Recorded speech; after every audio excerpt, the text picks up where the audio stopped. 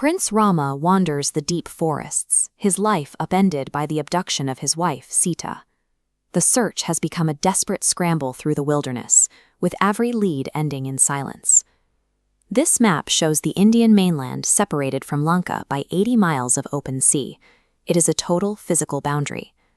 Standing on the shore, the army is dwarfed by the water's scale, bringing the entire rescue operation to a dead stop. Hanuman stands apart from the panic. While he is a Vanara warrior of immense strength, his real power comes from a specific internal anchor, a total, unwavering commitment to Rama. While his companions stare at the waves and see an end to their journey, Hanuman closes his eyes. He pulls his focus away from the horizon and centers it entirely on the person he serves. By anchoring his mind to Rama, the physical scale of the ocean loses its authority. Hanuman sees a path forward where everyone else sees a wall.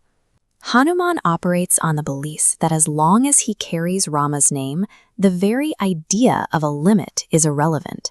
This conviction triggers a violent physical shift. Hanuman's body expands, his shadow stretching across the coast as he crouches, preparing to launch his entire weight against the earth. He leaps with immense force. The wind seems to drop away, and the mountains themselves buckle under the pressure of his kick. Suspended in the air with miles of ocean beneath him, Hanuman experiences no vertigo or doubt.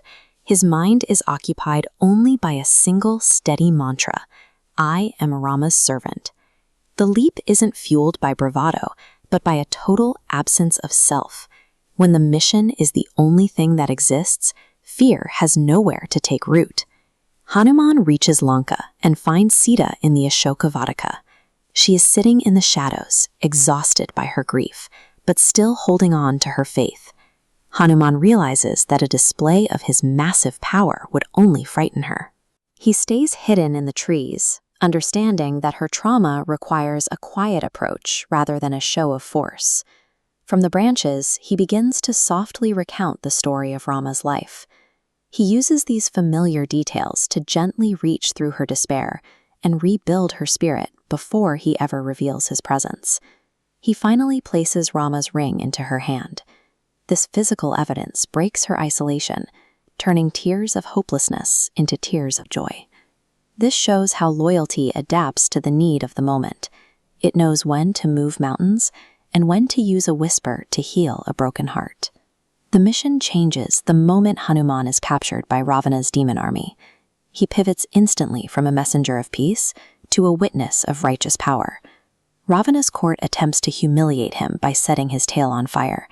It is a calculated move designed to break his spirit in front of the city. Hanuman uses the fire. He leaps across the rooftops of Lanka, spreading the very flames that were meant to destroy him. The burning of the city is a clear signal. It is a warning to those who thrive on unrighteousness that their power is temporary and their structures are vulnerable.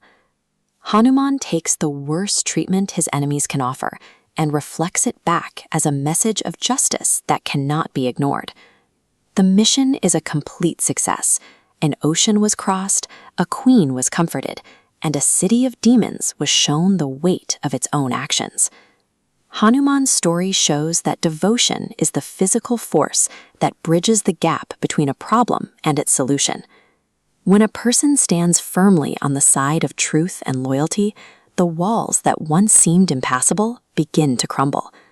In the presence of such absolute commitment, the impossible is simply where the next part of the journey happens to land.